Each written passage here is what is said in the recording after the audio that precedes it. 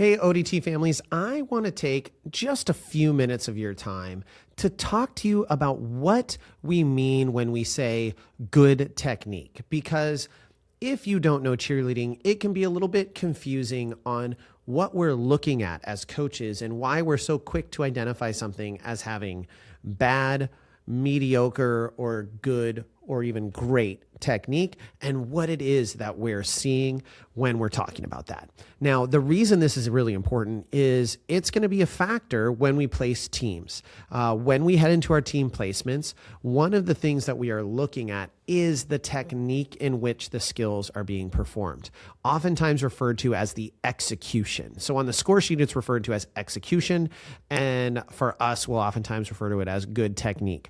We also are looking at mastery. Now, there's a difference between technique and mastery. So what's the difference between the two? An athlete who has exceptional technique will accomplish the things that I'm going to talk about here for each of the skills I'm going to mention.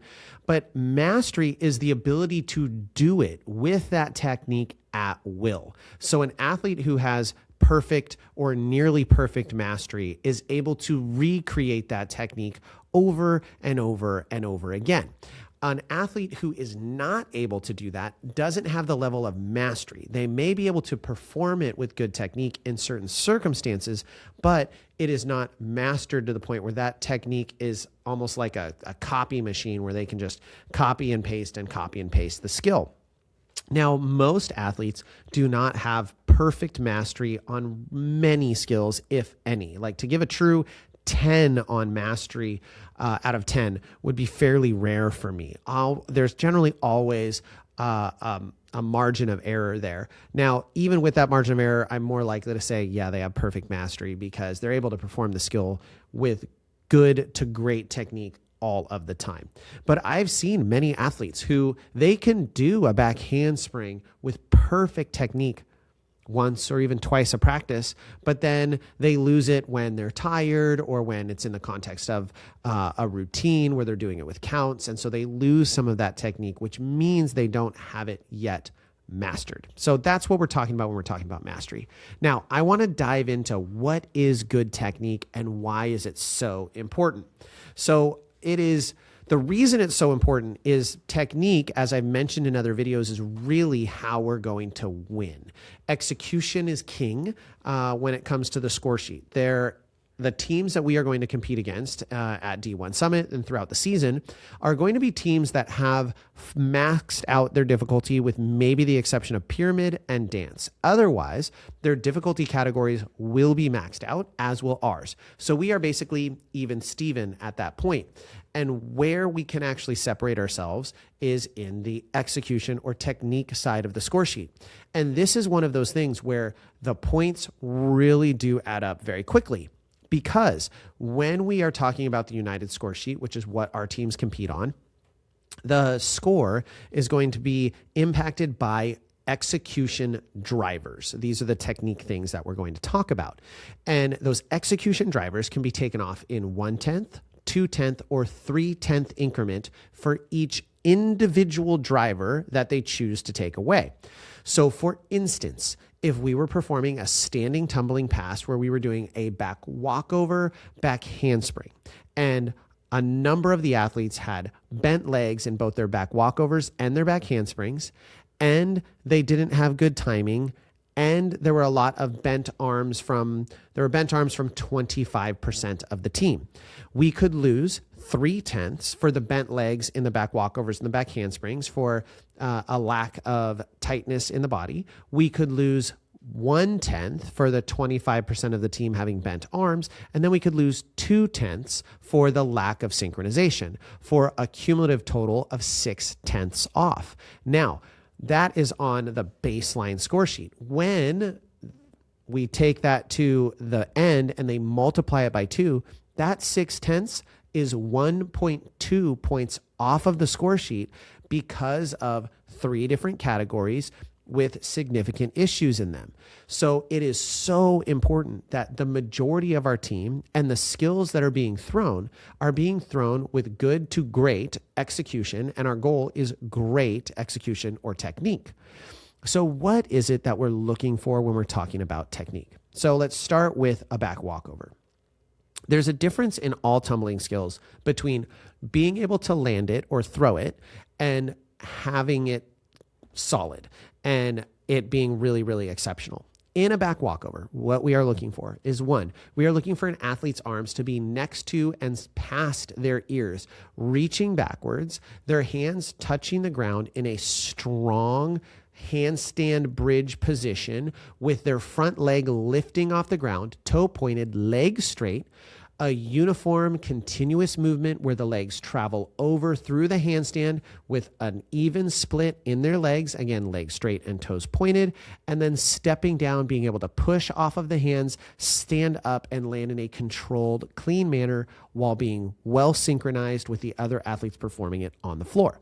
That would be a back walkover with great technique. The biggest things that we see in back walkovers that ding technique are synchronization, because back walkovers are kind of hard to time, and legs not being straight or not having a beautiful split, meaning they're like more of a star style or they turn into a frog. Those kind of things would negatively impact our technique and execution. And then lastly, pointed toes. We see those pretty rarely in a back walkover because as athletes are pulling and they're trying to engage their muscles, they'll often flex their toes trying to pull them over, and it's counterproductive, and it also, from a technique perspective, doesn't look good. Lastly, we're looking for a controlled landing showing that mastery of the skill, meaning they did it, they were in complete control the entire time, landed and froze. When we're talking about a back handspring, this is one of the ones where I see a lot of confusion on, well, they did their back handspring and they landed on their feet, so it was good. And unfortunately, that is not factual from a score sheet perspective. There is a difference between Coach Dan, who's proud of an athlete for doing a good job getting a skill, and Judge Dan, who is being hypercritical, and it is my job to find the flaws in the skill that you are doing so I can adequately compare you to a team performing the exact same skill and decide which one of you is better, which is what we do in cheerleading. So in a back handspring, we are looking for the athletes to all sit not too low. We don't want them sitting like they're sitting into a chair, sitting to about a 45-ish degree angle, exploding, and their hands hitting the ground at the same time by reaching their arms past their ears. They should be landing in a strong handstand position with their arms close to their ears, shrugging through their shoulders. There should be a gradual curve in their back, not an excessive arch. Their legs should be straight. They should be glued together, and their toes should be pointed. That's one of the hardest things to do in a back handspring, is keep those legs together. Naturally, as athletes are pushing through their toes, their knees want to start to separate because they're trying to get power and momentum. This is actually going to be increased in our girls who have gone through puberty and their hips have started to change. It's actually a little bit harder for them to keep their knees glued together, and can be impacted by a number of genetic factors and just the way your body is laid out, and how your body fits. Do your toes turn out naturally? Do they stay straight? Do they turn in? What are those factors, and how do they impact the way that you tumble? So we're looking for those legs to be glued together, those toes to be pointed, and then from that handstand position, we want to see them being able to block, snap their toes down, land with their chest upright, nearly perfectly straight, although they can have a slight forward bend for a stick of a landing. Complete control. They're not over-rotating, under-rotating and taking a step forward, and they are frozen when they land that back handspring. Now, that is good technique from a competitive perspective. If an athlete can back handspring and rebound really strong, that is also something you'll see us coach in our tumbling classes, because ultimately we're not trying to stop athletes at level 2 where all they do is do a back handspring and freeze. We are looking for athletes who can rebound. We also are looking for them to max out the difficulty, as I mentioned. So a standing back handspring is a level appropriate skill. It is not an elite skill in level 2, which means in order to score, they have to do a back walkover into their back handspring, or a back walkover, back handspring step out, or a back handspring step out, back walkover, back handspring. There is actually no combination of skills in level 2 that you can score an elite without doing a back walkover. I don't believe. You have to do some sort of like a walkover skill connected to a back handspring, whether it be before or after the back handspring to get above just a level appropriate. So back walkovers actually remain critical for level 2 teams to be able to score well. When we're talking about running tumbling in back handsprings, we are looking for athletes who actually are scooping their toes through out of their round off, meaning their feet are landing slightly in front of them. Their back handspring is long, and then the back handspring is essentially the same, but they should have enough speed, power, and momentum to put additional back handsprings onto the end of it, or level 3 to be able to do a tuck. When we're talking about tuck technique and what makes good tuck technique, the things that we're looking for are the set should be the arms up and next to the ears and straight. What we see a lot of athletes do when they're tumbling is they do the muscles set, and it is not the correct set, or they'll even do the arms dropped set for a tuck. That is not where we want the arms. We want to see the arms stretching past the ears, standing up. We want to see them start to initiate with their hips and then drive their shins and ankles over their shoulders. We're not tucking by pulling our heels to our bottom and then pulling our knees over. We're driving our knee, shin bone, and ankle bone all over the shoulders, rotating, landing with our chest up. So we should be in this like 20-ish degree angle at the hips, looking at the toes, frozen, arms just out away from the body, sticking that landing, or clean next to your side, not moving, sticking like you have super glue on the bottom of your feet, sticking to the floor, and then standing up. That is great technique that is showing a high level of mastery if they're able to recreate that over and over and over again. And that's what we're looking for in a standing tuck. That's what we're looking for in a running tuck. That's what we're looking for in a 1 to tuck and a 2 to tuck and a back walkover tuck. Anything that does a tuck, the tuck technique is the same. It's not any different from tuck to tuck to tuck. And that is what we are looking for in terms of landing position across the board.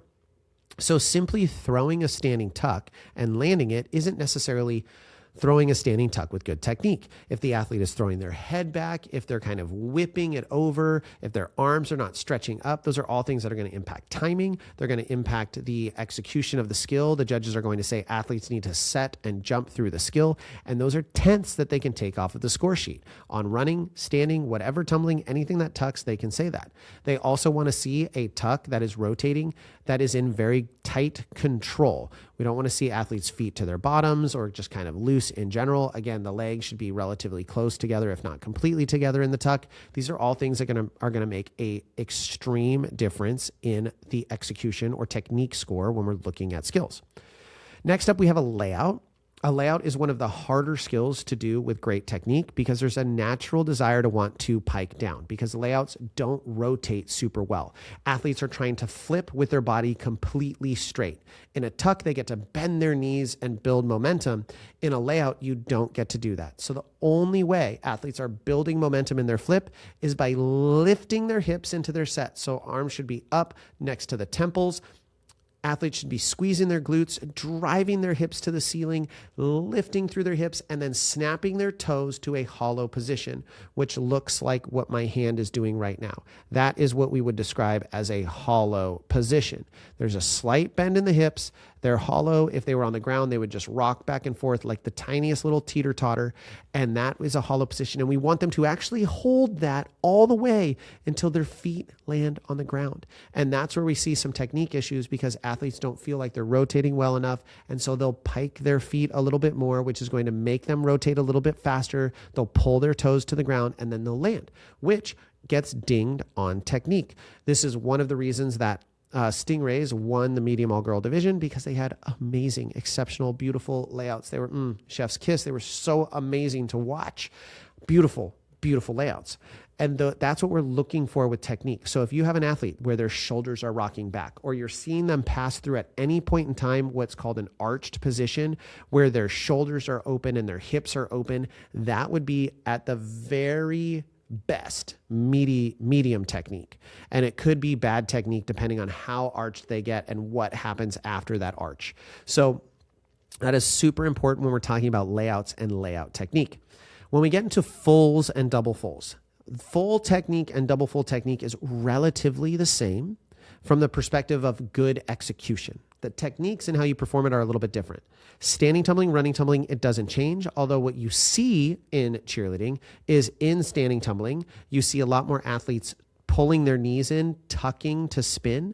That's a very normal response because when you tuck and you pull your knees in, you make a shorter line, a shorter rotational object. So you flip a little bit faster. So it's very normal for athletes to do a 1 to full and kind of pull their knees across their body. In a standing full, you'll see athletes tuck. It's actually very rare. There are people who can, but very few people can do a true straight leg standing full. It's a very difficult skill to perform. So most of the time, things like standing fulls will have a bend. 1 to fulls, you'll see a little bit of a bend. 2 to fulls, we should really be getting away from a bend. And anything that's going to double full, we shouldn't have to be tucking and bending our legs in because it actually, when we tuck and bend our bodies, we don't spin well. A straight body with a correct approach is going to spin much better than a tucked up body, which is why we try not to do it when we're doing double fulls.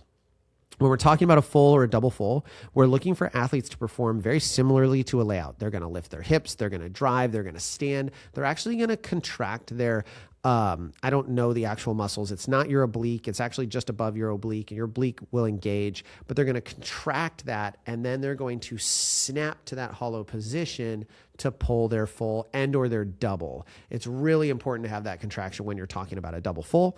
That becomes very, very critical. And we're looking for the athletes to have a straight body line, like nearly straight to, again, we don't want them piking down. We want them landing just the slightest pike, landing with their chest up, landing, absorbing through their legs, again, sticking to the floor like they just landed in super glue, and just freezing and then standing up. That's showing the perfect execution, the mastery of the skill, and that's ultimately what we're looking for when we're talking about our athletes performing a full.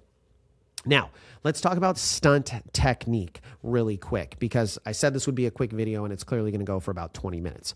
Stunt technique, the things that we're looking for from our bases is we are looking for them to set correctly, meaning they're bending their legs, their back is in alignment, and they're setting correct. That we're looking for them to dip with their legs, maintaining their arms at the correct line, whether that be at the belly button or just below. It depends on the skill that they're doing, but they're maintaining that correctly. And then exploding, driving to the top, and stepping very close together. We want our bases to stunt close together because they're putting more mass under the body that is going into the air, which is going to make it more likely that they can hold it in the air easily.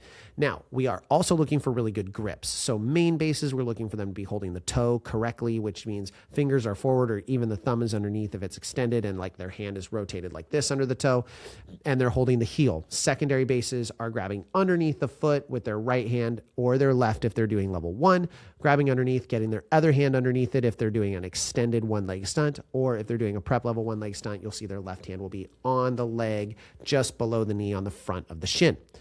Backspots, we're looking to see them getting low, driving, exploding that skill to the top, driving to the top. We'll see a lot of our athletes, and you'll hear coaches say, like, I'll say guns up. And that's what I mean is I want them to point their pointer fingers straight up the athlete's ankle and lift. And that's because I can lift much stronger with my wrist in a line. If I'm holding it like this and I have this grip, I am not as strong. I'm now lifting on a hinge point rather than driving up under a completely straight line. So I'm using my bone structure, my body better by being close and having my bones in alignment.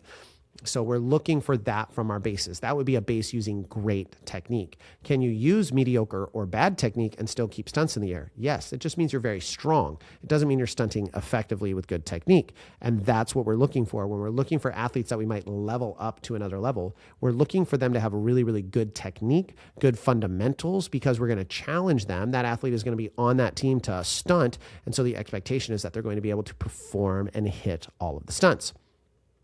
For flyers, we're looking for a number of different things. Number one, we're looking for flyers to have good lines in the air, meaning they are standing up, their hips are just slightly underneath them, they're lifting through their skill, they're carrying themselves with confidence and poise, they don't look terrified, they're performing, they're able to shimmy, they're able to do motions, they're able to own the air. Because when we are going up in a stunt, it is so important that our flyers are engaging, they're fun to watch, they're exciting. We need to make sure that we are seeing that throughout the skills. Now, when we talk about performing specific skills, what we typically are looking at is a couple different things. So there is spinning skills that are going to spin up. In that, we're looking for our flyers to not overly control things, to just be tight and to maintain a good line in a spinning skill. If they do that, that spinning skill is likely to hit. Then we're looking at dismounts, and our dismounts are going to spin in some way, shape, or form, whether it's a quarter turn, unless you're level 1, a quarter turn, a full down, a double down, full kick full, a double. And in that, we're really looking at flyers' lines. Are they being patient? Are they able to wait and ride the throw and then initiate the spin? Do they maintain a good straight body line with a slight hollow, or are they piking or bending their legs or arching or throwing their head out? Those are all things that would be bad technique that we would be taking note of and saying, okay, that's a concern. Doesn't mean we can't train it. It just means that there's a bad technique issue there. When we're talking about going up in the air, we look at body positions. When we're looking at flexibility, flexibility is really, really, really important on the score sheet. It's not just how flexible you are, but it's how flexible your team is. So if you have one super duper flexible person and they pull a body position past their ear, but no one else can even get close to that, it's not going to help your scoring. And in fact, it's going to hurt it more because you have a lack of uniformity. When we're talking about a stretch, we are looking for the athlete's foot, the bottom of their foot to be pointed to the audience, their toe pointed, their hand, whether it's their right or their left, their outside hand going on the outside of the foot, lifting up, and their arm should be relatively straight. Okay, a straight arm, they shouldn't have to be bending it. They should just be lifting. Most of the time when flexibility is an issue, it is either flexibility, which more often than not has to do with athletes' genetics and their ability to get flexible, because most of our athletes do additional stretching and work really hard at it. The next most common thing is strength. Athletes are not strong enough to actually pull the body position, and that lack of strength is causing them to hinge at the hips or do something or try and pull hard with their arm rather than being able to just lift their leg. So if you're looking for an athlete who is truly flexible, they should be able to lift their leg to that stretch position without having to grab it with their hand and pull it extra with their arm. They should be able to essentially lift it and hold it. That's showing great flexibility and great mastery. When we're talking about back body positions, we're talking about arabesques, scales, and scorpions and needles. For an arabesque, we're looking for a straight leg that is level with the hips, chest being nice and tall, and athletes in full control. For a scale, we're looking for the athletes to be grabbing their leg just above or just below their knee, technically speaking, and pressing it out, and it should look like almost a Nike swoosh. A Nike swoosh is almost the perfect scale in terms of like what we're looking for. Next would be a scorpion. A scorpion is where they're going to catch the shin with both hands and they're going to kind of pull up. Now, there's a scorpion and there's a needle. A scorpion is going to have a bend in the leg, but it's not going to look like a Dorito. Okay, so it's not going to be like a 90-degree angle. It's going to have a bend in the leg, but it's going to be like maybe a 20-degree angle bend in the leg. A needle is that leg completely straight. Now, it's important to note that back flexibility is something to be very cautious about depending on your athlete's age. If they're under the age of 5, they should not be doing any sort of back compression like we do in a scorpion, a needle, or anything like that. If they're a little bit older, we still want to be careful because we can do lasting damage if we go too aggressively at these skills. Again, this comes down to strength more than it comes down to flexibility. Also, when you're doing a back body position, it is not back flexibility. That is a misnomer that we use in cheerleading. It is actually back compression. We're folding the back up upon itself. It's more of an abdomen, a hip, a chest flexibility, even depending on the skill that you're doing. It's those muscles that are stretching and opening, and it's your back that is compressing. And so that's why we want to be careful when we're building back flexibility and we're doing it correctly. We're also doing it in an age-appropriate manner to make sure that our athletes are not only doing things with the best possible technique, but they're doing it as safe as humanly possible. So this is just a quick down and dirty explanation of technique and what good technique looks like. We are looking for our athletes to be performing all of their skills with good technique. It is important to know that when you don't have mastery and you don't have technique and you're learning everything, it's very, very, very hard to execute those skills in the context of a routine with good technique. Another thing that holds flyers back is when they're not confident in the skill. When they have fear or nervousness around the skill, it's going to be very hard for them to pull the body positions that they may be able to pull on the ground.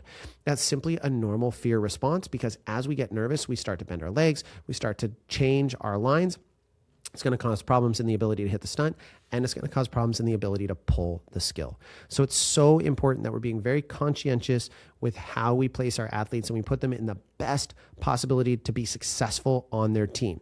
Remember, an athlete's level doesn't say anything about them other than this is the level that we believe they will be the most competitively successful on. That's all it says. It doesn't mean they don't work hard. Doesn't mean they don't try hard. Doesn't mean we don't value them. We value our level 1s as much as we value our level 6s. They are important to the gym. We want them all to be successful. Is there a difference? Can we understand that a level 1 athlete is learning a lot more than maybe a world's level athlete? Yeah, we can. But the reality is in our program, our world's level athletes, they are learning they're drinking through the fire hose to try and get all those level 6 skills. And our level 1 kids are learning. And in the middle is where our athletes are more mastered, because it's very hard to have the top mastered and it's very hard to have the very beginning mastered until you've done it for a little while. So that is why we have some of the approach that we do. I hope you found this educational. I thank you for listening. If you have more questions or more requests of episodes you'd like me to film in the future, please let me know. I'm always at the gym. You can shoot me an email, and we're happy to help provide more content that's going to make you a more informed parent, and so we can have the best possible season at Oregon Dream Teams. Thanks for watching.